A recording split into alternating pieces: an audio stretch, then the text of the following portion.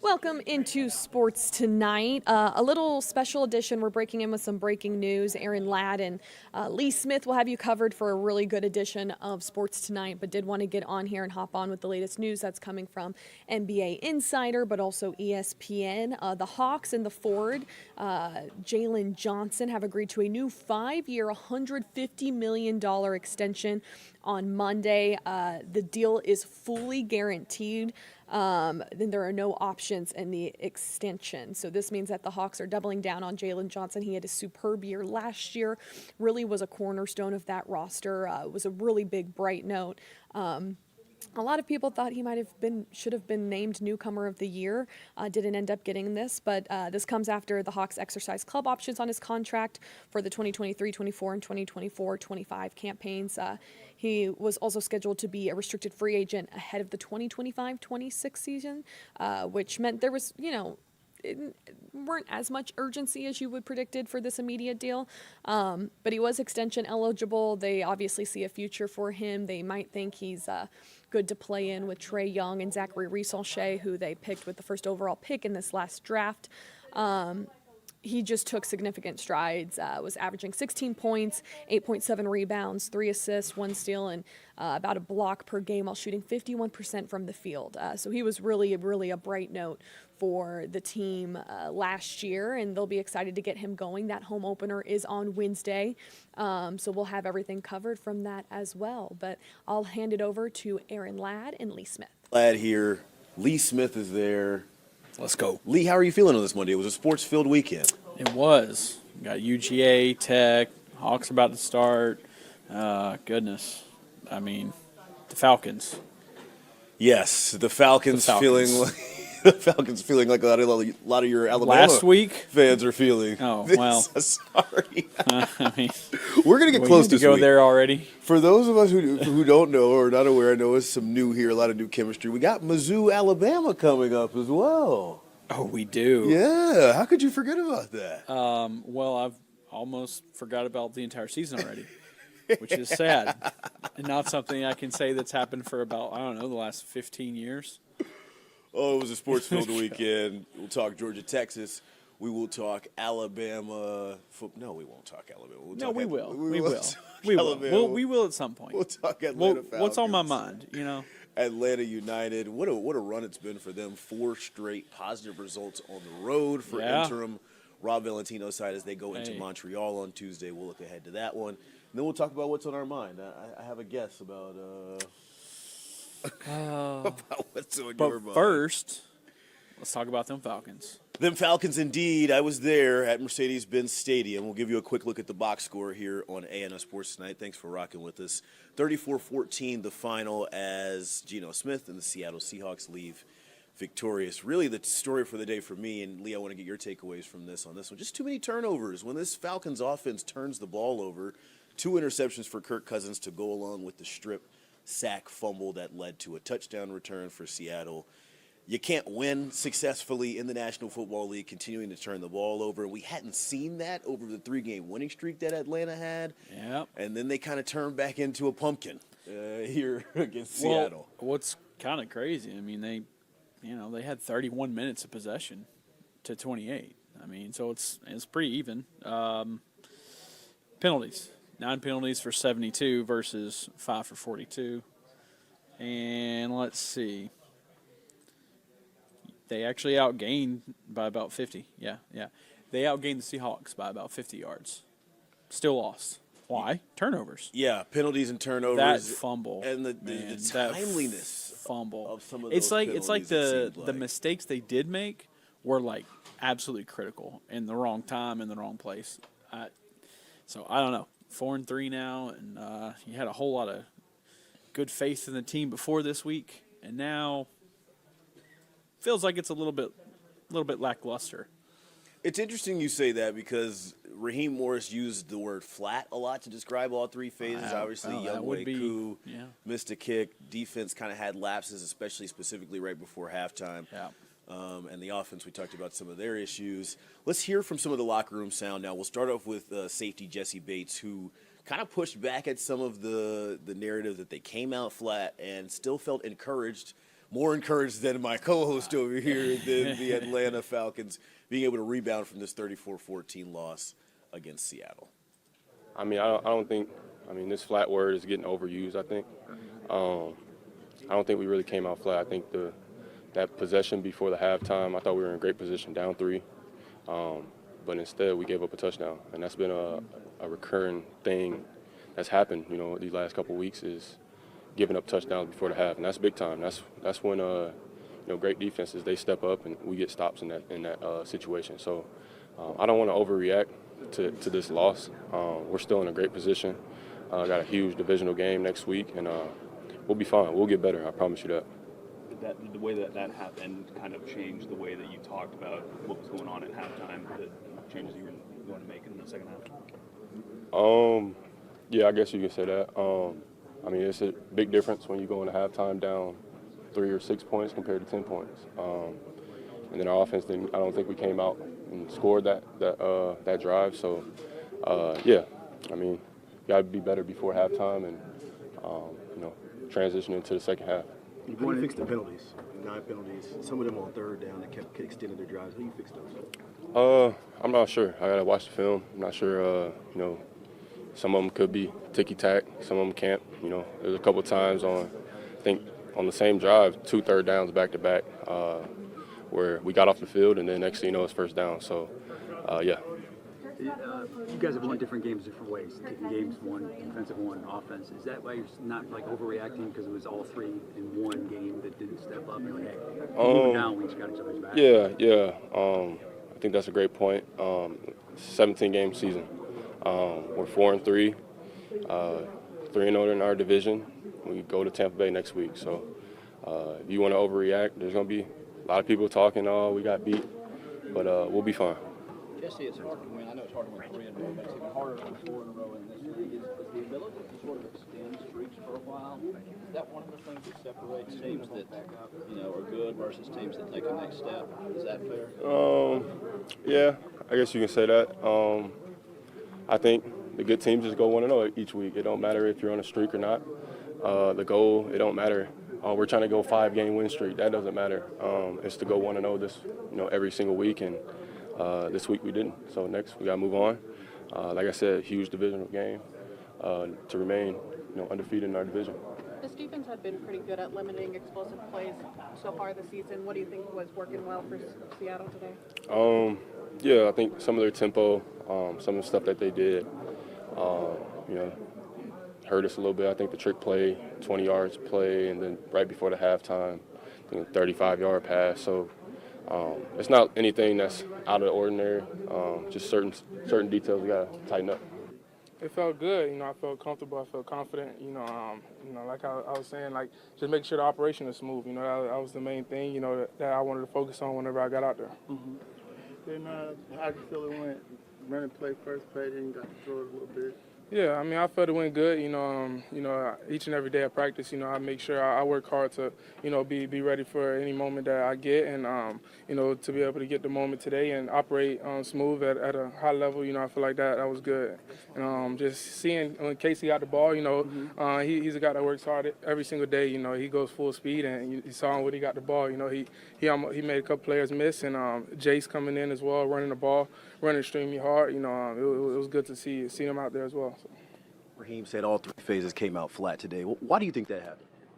I mean, I'm not sure. At the end of the day, we got to find ways to win. Whatever it is. If it's something we did throughout the week or anything like that, it doesn't matter. When it's game day, you got to be ready. And Coach said we came out flat, and I feel like the rest of the team feel that way as well. But we know that we'll pick it up. So I know the emotions are raw because they come out of a loss, but when you have time to reflect about making an NFL debut and your childhood dreams coming true, you think you'll sit back and be like, man, I did it? Yeah, I mean, I could say that, but, I can't get complacent. I can't get comfortable. It's still a lot of football left, and, I feel like I'll play a lot of football, in my future. But it's definitely a blessing, something that, like you said, I've been dreaming of all my life, and I'm super blessed to be able to have the opportunity. So. Yeah, it was definitely a tough one. Obviously, we needed to execute, earlier in the offense, and I think penalties and things like that definitely hurt us. I think we had like 9 or something like that. But, for us, it's just the matter of, staying physical throughout the game and, not letting mental mistakes or not letting bad things that might have happened throughout the game, affect us. But yeah, for us, we got to do our part and put the ball in the end zone, especially when the defense gives us opportunities to do it. We have to do it. But yeah, we didn't execute enough to go out there and get the win. I think you had over 100 yards in this one. What's working so well for you over these last 2 games? 3 scores over the last 2 games. Yeah, man, just trusting the O-line. Trusting the O-line and, all 5 of those guys, the tight ends, Charlie, Kyle, Drake, Mooney, Ray, like they're doing a really good job blocking. So it's, it's me and Tyler's job to set them up the right way and to find the open gaps and explode and make people miss in the second level. And then even the pass game might be available for Kirk as well. But when we do those things right, it's going to be hard to stop. But, for us, it's just continue to just, run the football the right way so we can open up everything else for the pass. And then, we'll be balanced as an offense. Ross said it takes a lot of energy to win 4 in a row, and the good teams find the way to do that. What do you think you guys need to do to get to that point? Yeah, I mean, just continue to just trust each other, play our hearts out. Obviously, we wanted this 4th win, but, we understand that, sometimes it just doesn't happen that way. But I think this is a big learning lesson for us because, we have a really big game next week in Tampa Bay, and, we got to let this one just go. And I think the really good teams, if they do lose a game, I think they're really good at just, putting that game away immediately. Probably watch the film tonight, but then put it away and then focus on this next team and execute as much as you can, for that game right there. Is it just hard to bring it every week? I don't think it is. I think you just have to bring it every week. If you're going to play this game right here, you kind of have no choice, because if you don't, then that's when injuries happen. That's when, unfortunate things happen. That's when, obviously, the loss happens. All right, so you heard from the locker room there a little bit of what the Falcons are feeling after that 34-14 loss. That was really interesting. Jesse Bates says, we're going to get better from here. This is a bad day. This is not a bad team. We're going to continue to grow and learn from this. Well, they got 1 week. And then guess what? They're going to the Bucs. Actually, well, they don't even have a week now. They got 6 days. That's a big one. It's weird because they lose outside of the division, but you beat Tampa next week, and it's pretty much the division I'm not is set up. I'm not going to say this mattered, doesn't, or this loss doesn't matter. Mm-hmm. But you take care of your division, all bets are off. I mean, you're sitting pretty. You're going to the playoffs, and then anything from there can happen. So, is it the worst thing in the world? No. Let's go to the next story here. Story number 2, Texas and UGA. This game you were actually at. Yeah. My goodness. Wild atmosphere. Take us into the stadium. Wild atmosphere. What was it like? We all watched it on TV, of course. Biggest game of the year in college football. This is one of the few times where the game is it really, really is a big game because Matthew McConaughey's standing there. Clout. Scotty Scheffler, Kevin Durant. I saw who's the guy from Kill Tony? I can't remember the YouTube show. Yeah, Tony. He was randomly standing right next to me on the sideline. I'm like, God, this guy looks really familiar, but I can't really place it. I'm like, oh, okay, cool. But no, the flyover and then the fireworks going off, and then they had actually going into the 4th quarter. They had a drone show.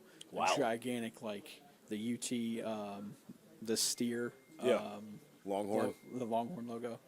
It was really cool. But nah, and all the theater behind the matchup and everything, and guess what? Everyone counted Georgia out. And guess what? Georgia took it personally. They took it very personally, especially the defense.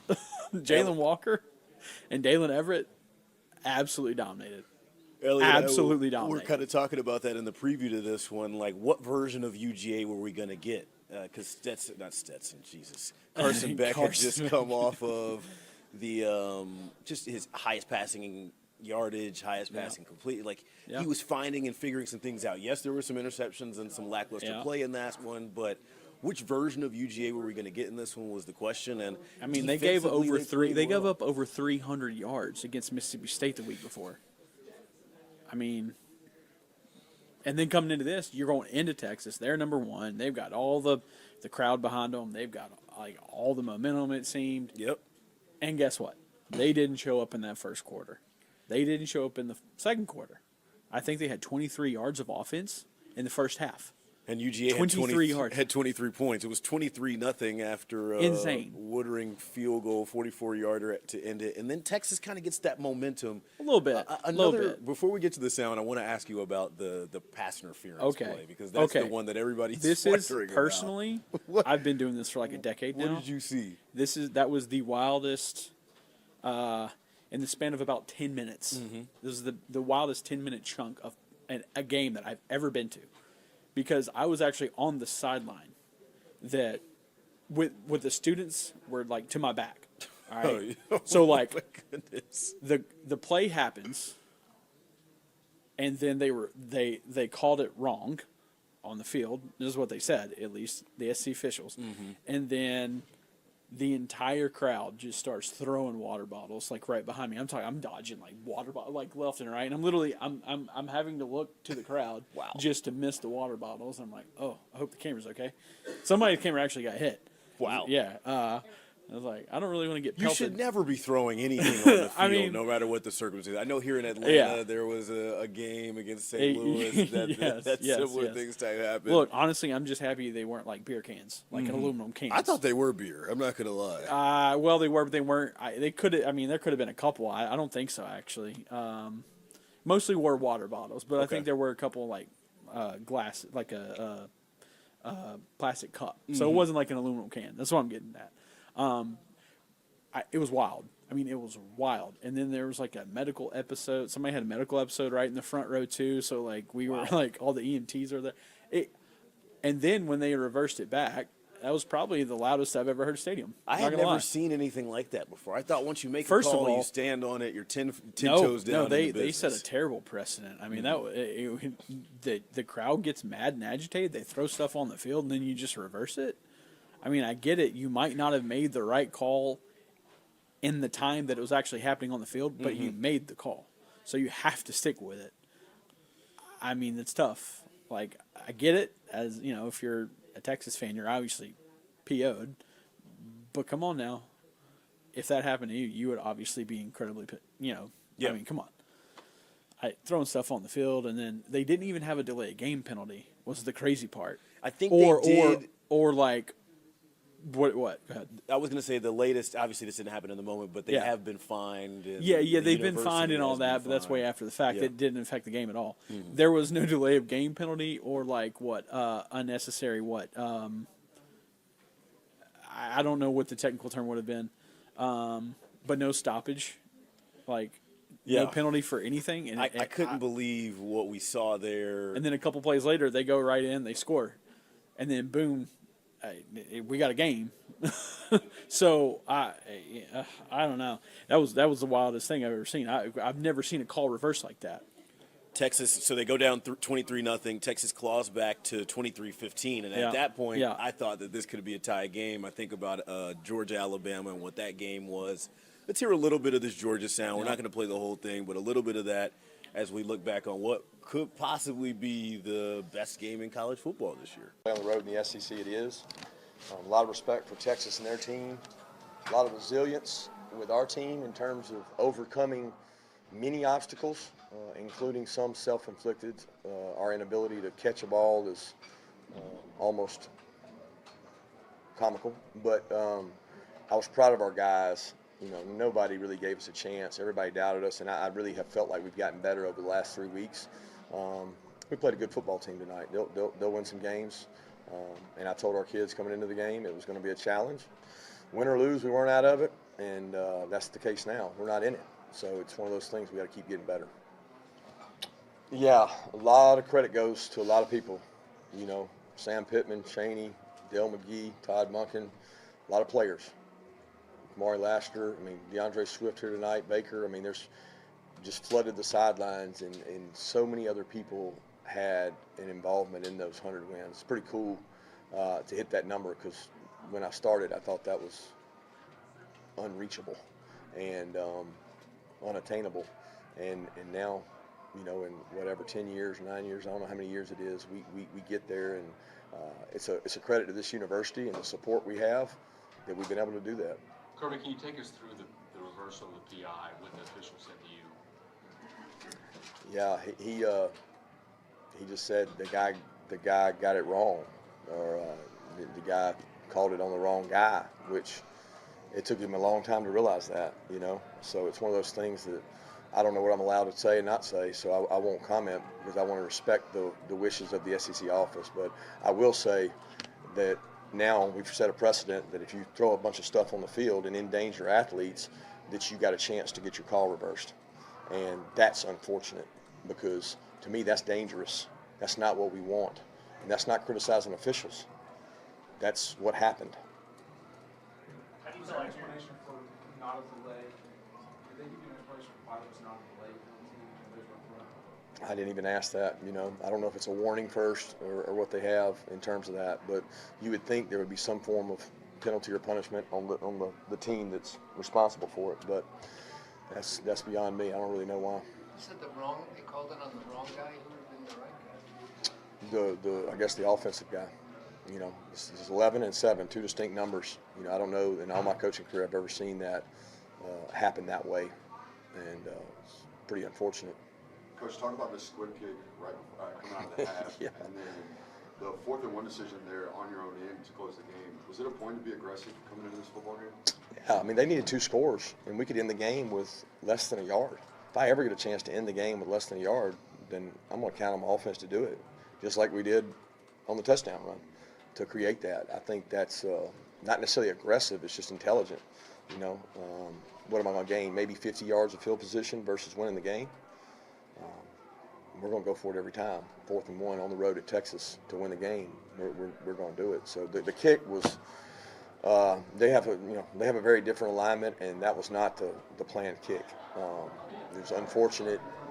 Peyton missed the ball a little bit, and that we weren't trying to squib that. What did you see out of Dalen tonight? Really strong first half.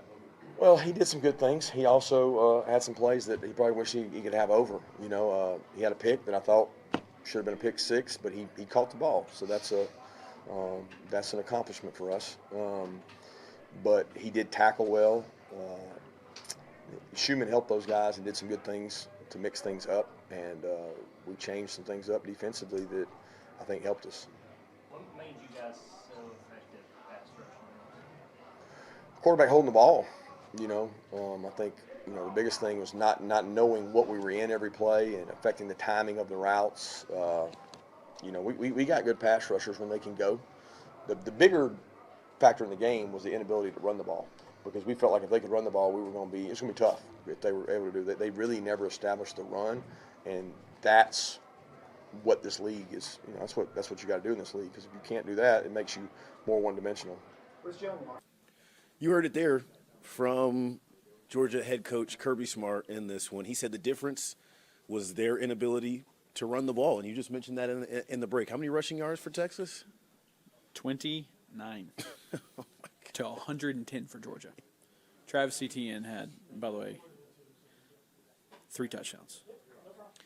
Heck of a game for the Dogs. They go on bye this week before they continue their schedule. Let's talk about their rival. These two teams obviously will match up a little bit later, but as of this past week, it was Notre Dame coming into the bins, number 12 ranked, and defeating a Haynes Kingless. Yeah, I like that. Haynes Kingless. No, that's right. Georgia Tech Yellow Jackets. They got out to the 7-point lead and then pretty much never got in control of the game again from there. Didn't have Uford on the defensive side of the ball, their leading tackler. Didn't seem like, from what the post-game sound was with Brent Key, that either of those will be season-ending injuries. I believe it's an upper body shoulder injury for Haynes King.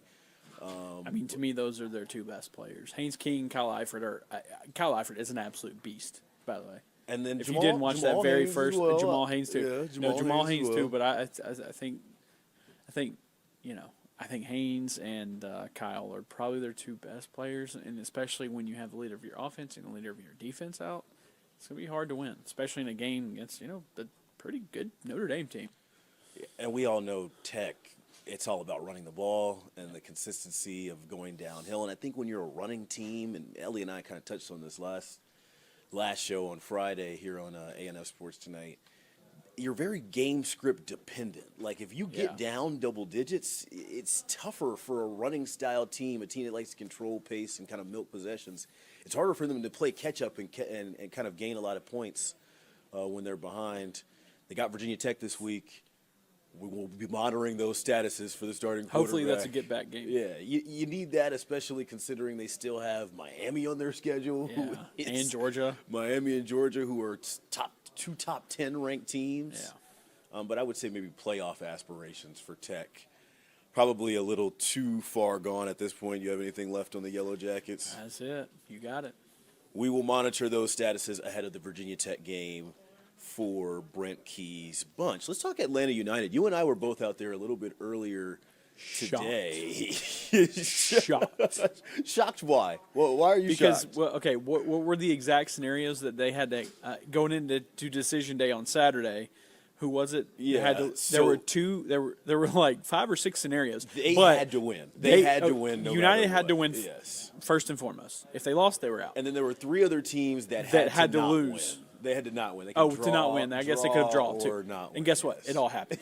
Winning in sports is that never happens. Not in professional sports. That usually does not happen. So I was shocked because United hasn't this as far as this whole season. They have not played well at all. But last 4 matches, they've stepped up. They've played more consistently, and maybe it's the back against the wall mentality that they've kind of I don't know what it is, but they need to keep it. Brad Guzan talked with some members of the media earlier today and said, we've been playing playoff games here for a month now. So because we really haven't had a margin for error, they had that long slide in the middle of the year. Gonzalo Pineda gets let go. Insert Rob Valentino, and Valentino. That still hasn't been a perfect fit. I wonder if, as we are kind of at the end of the season now, whatever the result is in the playoffs for ATL UTD, what's going to happen with the head coaching search? They've shown that there are still some glimpses there, and maybe there are. Yeah, heading into Montreal, you can use that as positive. Saba's playing out of his mind. I mean, he's most of the offense. But guess what? If it works, it works. So I don't know what to tell you. I mean, but now they got to go play Montreal Wednesday night, 7:30 kick. Tuesday, 7:30. Tuesday, 7:30. So they go from playing on Saturday to resting Sunday, Monday, and they're back tomorrow night on Tuesday. Yes, tomorrow night. And guess what? Who are they also? Who's on that team? Joseph Martinez. Yeah, everybody in Atlanta knows him. He scored twice the last time these two teams played. What's your prediction for this one as we transition to what's on our mind after that? Well, you gonna break they some have hearts not. here? No, well, I mean, no one knows what's going to happen. Mm-hmm. But look, if they play solid defense and they can actually take advantage of 1 or 2 opportunities, I mean, playoff soccer. That might be all you need. Yeah, I'm taking Montreal. You tried to be all political with it. You're like, anything good? Yeah, I'm taking Montreal. I think it's just taking a little, it down right after the build-up. A little too much and not enough time. But it'll be fun to monitor, and, of course, we'll be previewing that and looking ahead of that on WANF on our big station tonight at 11. Let's get to what's on our mind as we round out here on October 21st, 2024 on ANF Sports Tonight. I want to talk a little Hawks.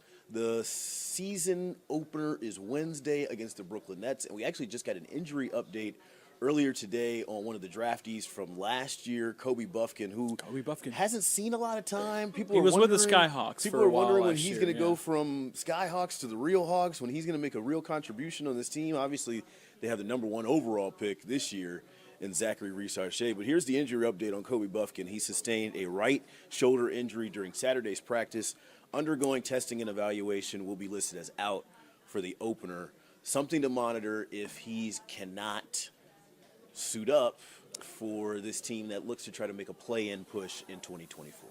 Yeah, and you never want to see any of your young players especially get hurt because, I mean, they're not completely developed. They need the time. They need the minutes. Absolutely. Just is what it is. So hopefully he can get back soon. Hopefully it's not serious, and hopefully the Hawks can use him very, very soon.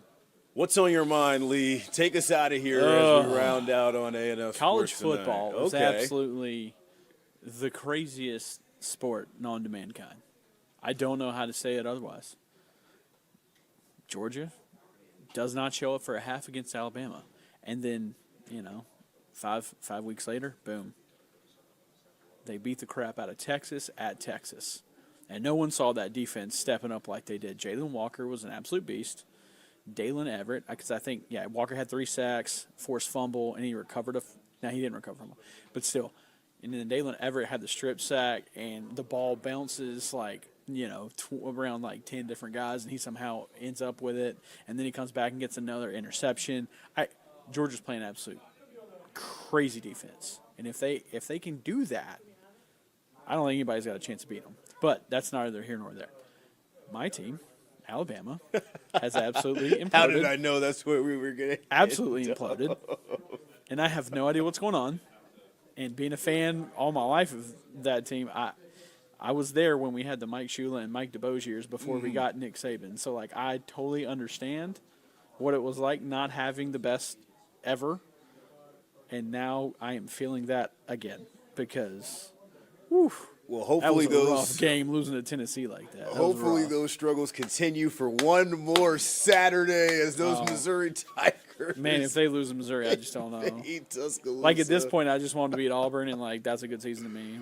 That's. I gotta have Ellie. Ellie and I will have a show before that game. You and Ellie versus me. Let's go. Yes. Let's go. That's what's on our mind. And that is our show, ANF Sports Tonight for October 21st, 2024.